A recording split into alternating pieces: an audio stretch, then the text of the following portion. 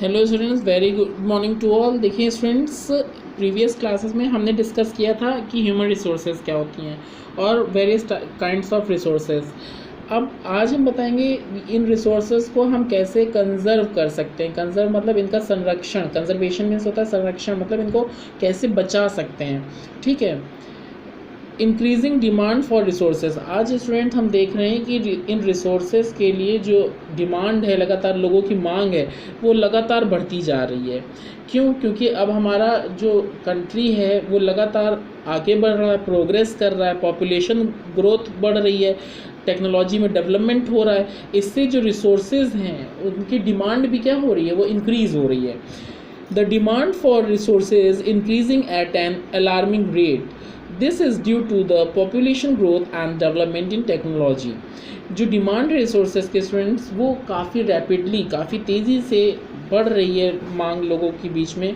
क्यों ऐसा? इसलिए हो रहा है कि आज हमारी जनसंख्या जो है वो लगातार बढ़ रही है, उसकी वृद्धि हो रही है लगातार, और आपका टेक्नोलॉजीज़ जो हैं उसमें भी डेवलपमेंट हो रहा है, उसमें भी प्रोग्रेस हो रही है। इन सब वजह से रिसोर्सेज की जो मांग है वो बढ़ गई है। Number 1, in 2013 total world population was 7.125 billion and it is still increasing. 2013 में जो टोटल वर्ल्ड पॉपुलेशन थी, जो आपके पूरे संसार की जनसंख्या थी, वो 7.125 बिलियन थी, और ये अभी भी क्या हो रही है, लगातार बढ़ती जा रही है हमारे वहाँ की जनसंख्या। This causes a pressing demand on the limited natural resources. इससे क्या हो रहा है, अब जनसंख्या बढ़ रही है तो जो मांग है उस पर आगे उस पर दबाव पड़ रहा है, भाई मांग और बढ़ रही है, और हमारे पास नेचुरल रिसोर्सेज जो हैं, प्राकृतिक संसाधन जो हैं वो लिमिटेड हैं। ठीक है। अब उन पे लेकिन लगातार डिमांड बढ़ रही है। In almost all countries of the world a race for economic development is on. लगभग सभी देशों में, संसार के जितने भी देश हैं उन सभी कंट्रीज़ में क्या हो रहा है कि एक रेस हो रही है, समझ लीजिए, इकोनॉमिक डेवलपमेंट के लिए। कि मतलब जो आर्थिक प्रोग्रेस है, उन्नति है, डेवलपमेंट है, विकास है, आर्थिक विकास जो है वो, उसके लिए सब उसमें रेस लगा रहे हैं, समझिए, सब उसमें अपने आप को आगे करना चाहते हैं। In an attempt to raise the standard of living of their people and provide them quality life, countries are setting up more industries.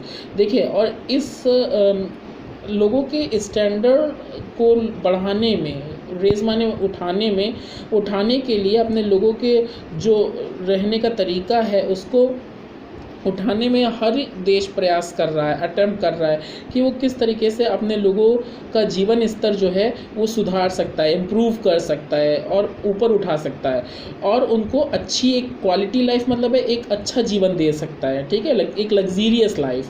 Countries are setting up more industries. इसीलिए जो हर देश हैं वो ज़्यादा से ज़्यादा इंडस्ट्रीज़ को सेटअप कर रहे हैं। Thus natural resources are on high demand. अब इंडस्ट्रीज सेटअप कर रहे हैं तो इंडस्ट्रीज़ के लिए क्या चाहिए होगा, रॉ मटेरियल चाहिए होगा, भाई कच्चे पदार्थ चाहिए होंगे। अब वो कच्चे पदार्थ आएंगे कहाँ से? नेचुरल रिसोर्सेज से। यही मिनरल्स जितने होते हैं अब इन्हीं सब का यूज़ होगा, और यूज़ बहुत ज़्यादा होगा क्योंकि कई इंडस्ट्रीज सेटअप हो रही, तो डिमांड जो होगी वो काफ़ी ज़्यादा हाई होगी। ठीक है। नेक्स्ट देखिए, थर्ड पॉइंट जो है, increasing wealth in all countries had help in technological development. जो ये वेल्थ बढ़ रही है, इंक्रीज़ हो रही है लगातार सभी देशों में, उसने टेक्नोलॉजिकल डेवलपमेंट में क्या किया है, काफ़ी हेल्प की है, काफ़ी मदद की है। Ultimately this has created a demand for more and more resources. और अल्टीमेटली क्या हो गया, इससे क्या हो गया, जो डिमांड है वो और ज़्यादा, रिसोर्सेज के लिए जो मांग है वो और ज़्यादा से ज़्यादा संसाधनों के लिए बढ़ती जा रही है। Technological advances in developed countries have also enabled people to discover new uses of natural resources, extract more natural resources, and find out new resources as well. जो अब आपका देखिए, टेक्नोलॉजिकल एडवांसेस मतलब कहने का है, जो डेवलप्ड कंट्रीज़ हैं जैसे अमेरिका वगैरह, उसमें लोग नई नई चीज़ों की खोज कर रहे हैं, और वो नए किस तरह से नए नए तरीक़ों से नेचुरल रिसोर्सेज का, यानी जो प्राकृतिक संसाधन है उनका इस्तेमाल कर सकते हैं। ये डेवलप्ड कंट्री के लोग लगातार टेक्नोलॉजिकल में अपना खोजे करके उसको और ज़्यादा बढ़ा रहे हैं, ज़्यादा से ज़्यादा नेचुरल रिसोर्सेज को एक्सट्रैक्ट कर रहे हैं। ठीक है, अर्थ से प्राप्त कर रहे हैं, and find out new resources as well, और नई रिसोर्सेज को भी ढूंढ रहे हैं, ठीक है, जो डेवलप्ड कंट्रीज़ हैं। For example earlier petroleum was used as a fuel for transport. Early पहले क्या था कि पेट्रोलियम का यूज़ केवल जो ट्रांसपोर्ट होता था उसके फ्यूल के लिए इस्तेमाल होता था, ईंधन के रूप में होता था। And was a source of energy, और ये एनर्जी का भी सोर्स था भाई, ऊर्जा का भी आपका एक स्रोत था। But now it is used as raw material for various industries. लेकिन अब ये एक रॉ मटेरियल, कच्चे माल की तरह है, कई इंडस्ट्रीज़ में इस्तेमाल किया, जैसे पेंट में, डिटर्जेंट में, ग्लू में, वर्निश में, आपका प्लास्टिक्स हैं, ठीक है, सिंथेटिक फाइबर है, कॉस्मेटिक एक्सेट्रा, इन सब में भी उनका रॉ मटेरियल के रूप में, कच्चे माल के रूप में इनका यूज़ किया जाता है।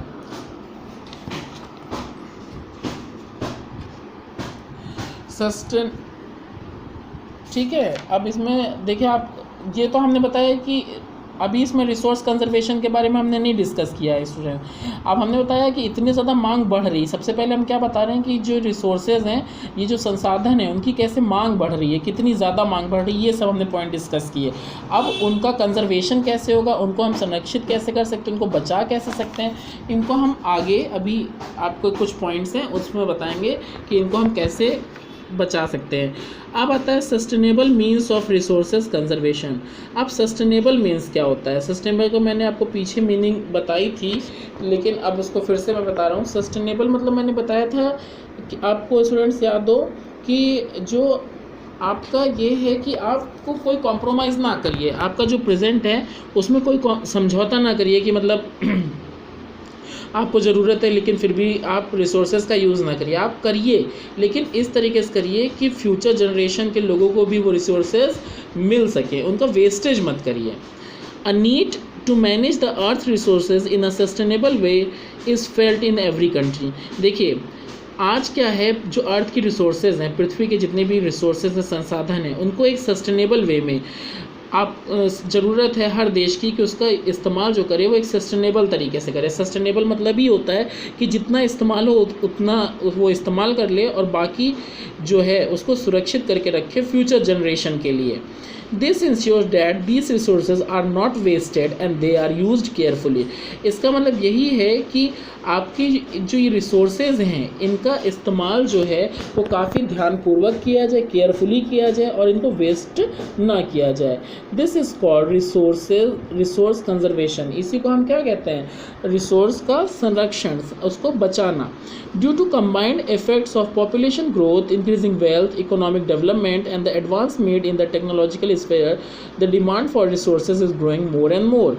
आज क्या है कि आपको लगातार पॉपुलेशन ग्रोथ दिख रही है, जनसंख्या वृद्धि हो रही है, जनसंख्या वृद्धि एक मेन आपका प्रभाव है, और इंक्रीजिंग वेल्थ, लोगों की वेल्थ इंक्रीज़ हो रही है भाई, धन संपदा संपत्ति बढ़ रही है, इकोनॉमिक डेवलपमेंट आर्थिक विकास हो रहा है, और ये जितने भी टेक्नोलॉजिकल एडवांस हो रहे हैं हर स्फेयर में, इससे क्या हो रही है, डिमांड जो हो रही है आपकी रिसोर्सेज की वो बहुत ज़्यादा बढ़ रही है, more and more. There is a fear that non renewable natural resources will diminish fast and a situation will arise in the future where our future generation will be left with very limited resources or no resources। देखिए अब लोगों के मन में एक डर भी हो रहा है क्योंकि आज लोग इन रिसोर्सेज का वेस्टेज भी कर रहे हैं, बहुत ज़्यादा बर्बादी कर रहे हैं।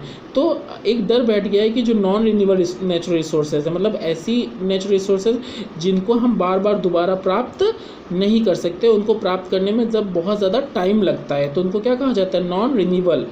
तो वो क्या होंगे, वो जल्दी से समाप्त हो जाएंगी और हमारे लिए एक सिचुएशन वो आ जाएगी, वो सिचुएशन, वो स्थिति पैदा हो जाएगी कि भविष्य में, फ्यूचर में जो हमारी फ्यूचर जनरेशन्स हैं उनके लिए कुछ भी नहीं बचेगा, ठीक है। और या तो कुछ नहीं बचेगा, नो रिसोर्सेज, या बचेगा तो बहुत लिमिटेड रिसोर्सेज बचेंगी, आपका सीमित संसाधन ही बचेंगे, ठीक है। Balancing the need to use resources and to conserve them for the future is called sustainable development।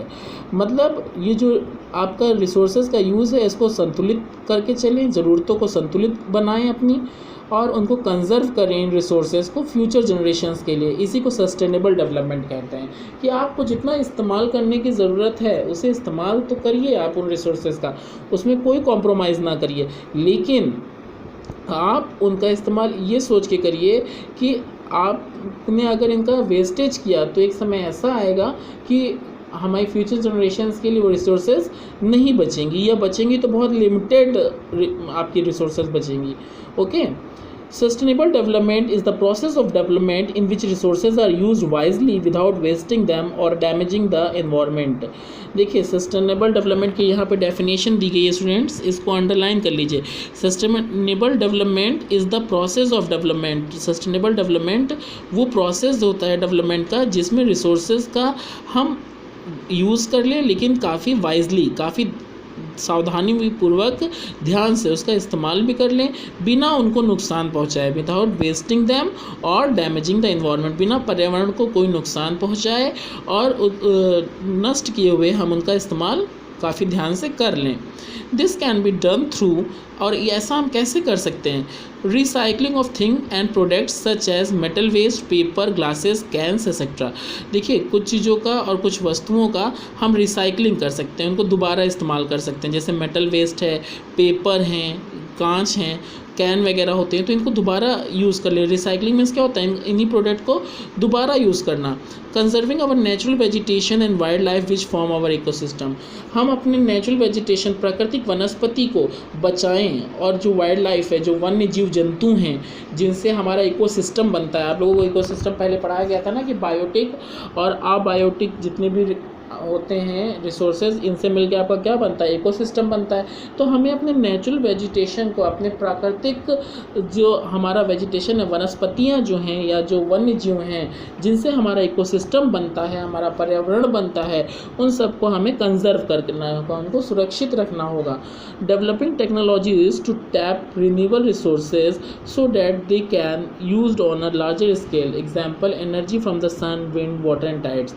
देखिए, हमें ऐसी टेक्नोलॉजीज़ को डेवलप करना होगा जिससे कि जो रिन्यूएबल रिसोर्सेज हैं उनको हम एक जगह कलेक्ट कर सकें, उनका यूज़ कर सकें ज़्यादा इस स्केल पे। मतलब ज़्यादा अगर हम रिन्यूएबल रिसोर्सेज का यूज़ करेंगे तो वो हमको दोबारा प्राप्त हो सकती हैं, लेकिन नॉन रिन्यूएबल का अगर हम बहुत ज़्यादा यूज़ करेंगे तो एक समय आएगा कि जब आपको वो दोबारा जल्दी नहीं प्राप्त हो पाएंगी, क्योंकि आपको बताया गया था नॉन रिन्यूएबल रिसोर्सेज को बनने में काफ़ी टाइम लगता है। जैसे पेट्रोल है, कोल हो गया, इन सबको बनने में काफ़ी ज़्यादा टाइम लगता है ना, तो इसलिए एक समय आएगा कि फ्यूचर जनरेशन को मिल ही नहीं पाएगा। तो आप ज़्यादा से ज़्यादा ऐसी टेक्नोलॉजीज़ को डेवलप करें जिससे कि रिन्यूएबल रिसोर्सेज जो हैं उनका ज़्यादा इस्तेमाल हो सके लार्ज स्केल पे। जैसे सन से जो एनर्जी मिलती है, भाई सन तो रोज़ ही निकलेगा आपका, आप उसके एनर्जी को क्या करिए, एक जगह आप देखते हैं आजकल सोलर पैनल का लोग यूज़ करने लगे हैं, तो उससे इलेक्ट्रिसिटी पे क्या हो रहा है, आपका थोड़ा सा बच ही रही है, इलेक्ट्रिसिटी की बचत हो रही है। और विंड है, वाटर है, टाइड्स हैं, ये सब आपको देखिए, विंड एनर्जी होती है कि नहीं, उससे बनाते हैं, वाटर से आपका इलेक्ट्रिसिटी बनती है, तो ये सब है आपका, इन्हीं का यूज़ करें। डेवलपिंग टेक्नोलॉजीज़, ऐसी टेक्नोलॉजीज़ बनानी चाहिए जिनसे कि हम रिन्यूएबल रिसोर्सेज का ज़्यादा यूज़ कर पाएँ। ओके, देखिए नेक्स्ट आपको इसमें स्टूडेंट्स, आपको नेक्स्ट वीडियो में इसी को पढ़ाया जाएगा। Okay, now thank you class.